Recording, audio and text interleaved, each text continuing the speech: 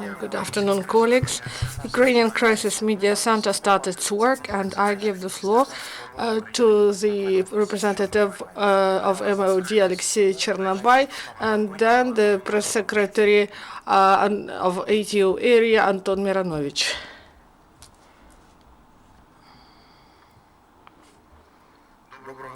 Good afternoon, dear colleagues. It's very pleasant to see you at our briefing.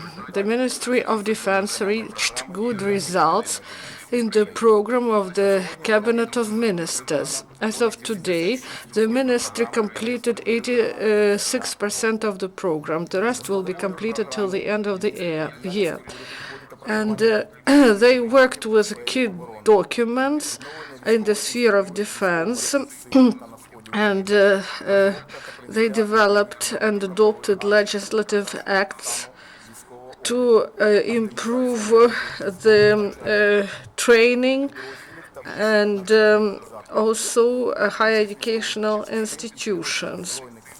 Also, they take part in multinational training. They continue to create reserve, and the priority is given to ATO servicemen. New system will be introduced in logistics sphere in compliance with NATO standards. And now the MOD created a reserve for the head staff. It's about 1,700 servicemen who participated in ATO. The ministry is satisfied with the introduction of the new system of catering. And now the project is prepared in the Cabinet of Ministers to continue the experiment in two military units. And at the beginning of the next year, the experiment will be broadened to cover several military divisions. MOD continues to fight and prevent corruption. There's no all the facts of violations are communicated to the law enforcement bodies, and all who were guilty in committing some crimes will be punished for this. And the MOD chief Stepan Poltorak took a decision to fire one of the top servicemen in Lviv, and the General Stepan Poltorak said that there will be no compromise and corruption. They will fight with corruption. Also, the ministry continues to investigate the case about catering in one of higher educational institutions in Zhytomyr, and those who are guilty will be brought to court, and they will be responsible for their actions. The ministry continues to supply medicines and also food products and fuel and oil materials, and they transform their system in compliance with NATO standards. The personnel of MOD continues to be verified by a lie detector. Also, there are plans of risk management system that will be established in 2015-2017.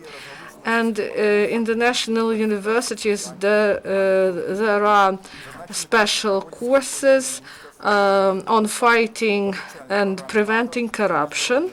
And these courses are supported by Great Britain and Transparency International.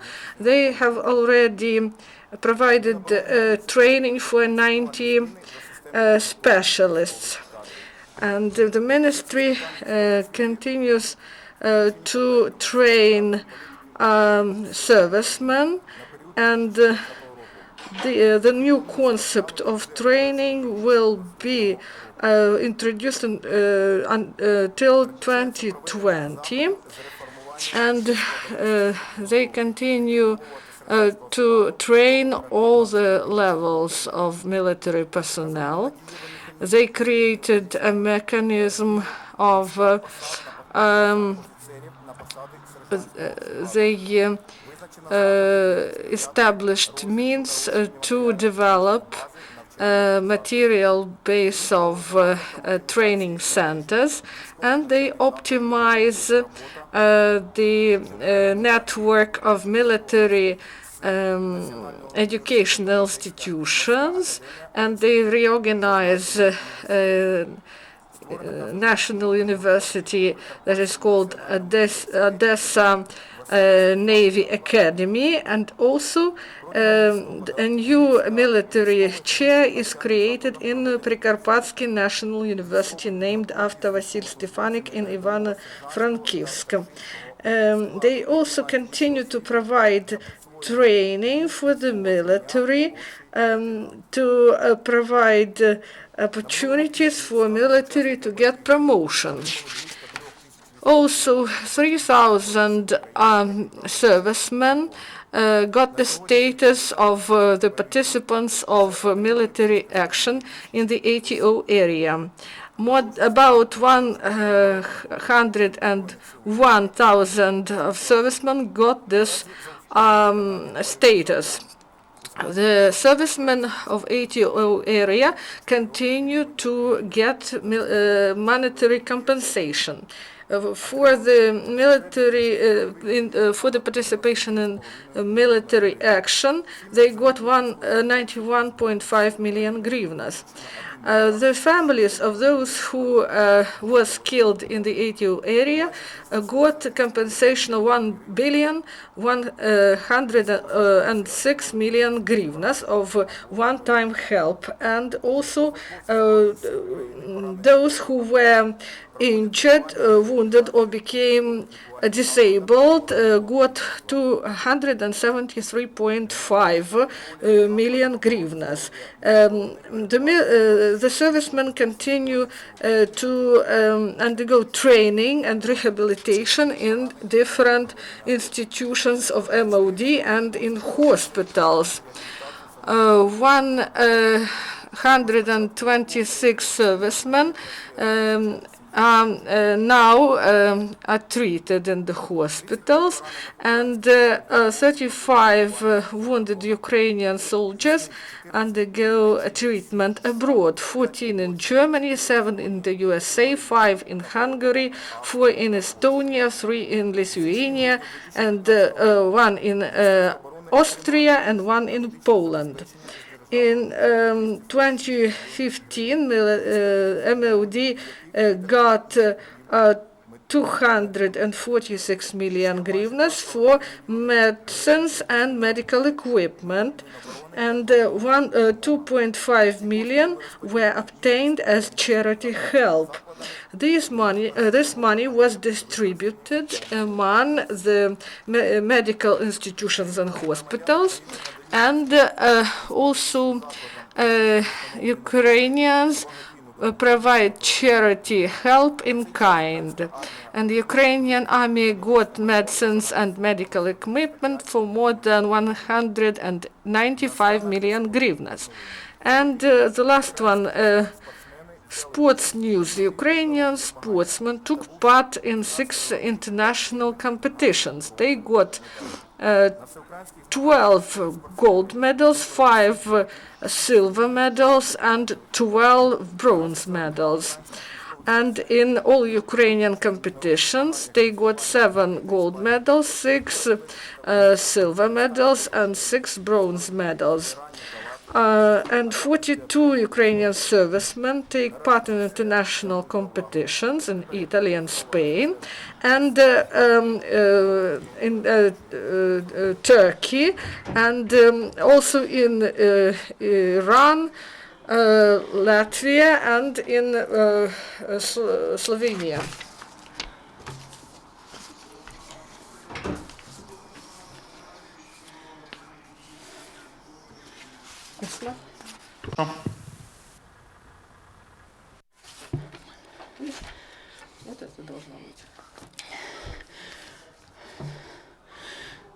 Good morning, we control completely.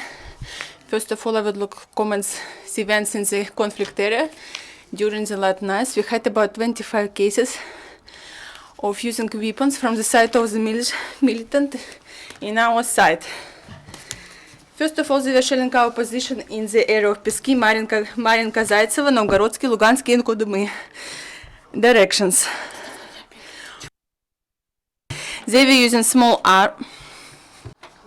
And yesterday in the evening, they used 82 millimeter mortars. They shelled Krasnogorovka and Novgorodska. Enemy snipers were active, and at night they tried to fire at our servicemen Novgorodska, Lugansk, and Pisky. And according to the data provided, there was a clash with a small group of the militants in Lugansk region. Our servicemen used small arms, and the enemy retreated. The provocations of the militants continue, and they use prohibited arms. They used 120 millimeter and 82 millimeter mortars in Pisky. They used small arms, grenade launchers, and they continued to shell our fire at our settlements and our positions. They used some weapons that were prohibited. It was on the 16th of December. They fired in Pisky, Opetne, and Avdiivka. And yesterday, on the 17th of December, they used 82 millimeter mortars, and there was also precision and non-precision fire. And they in Donetsk, they fired near Donetsk, but also there was use of grenade launcher in Trykhizbenka, and also automatic grenade launchers. Also snipers fired at our positions. And yesterday, in the first part of the day, the military used grenade launchers. They fired in the region of Avdiivka, where there's no our positions. Fortunately, there were no casualties, and this provocation is carried out by the militants. And also on the 16th of December, the militants fired at the cemetery that is in the suburbs of Gorlovka, that is in the territory that is controlled by the military. So they created a precedent to blame ATO servicemen. During the last 3 days, there were about 100 shelling of ATO positions, and also settlements and infrastructure facilities. On Tuesday, there were 31, on Wednesday 34, and also 32 shellings of our positions. And during the last 3 days, there were 4 drones observed in the sky, and also they are launched mainly from Russian Federation and they provide surveillance and reconnaissance without crossing the line of contact. And on the 17th of December, our group of counterintelligence, together with the servicemen of Mariupol, they detained illegal military formation, and they seized many units of small arms, grenade launchers, ammunition, and explosive devices.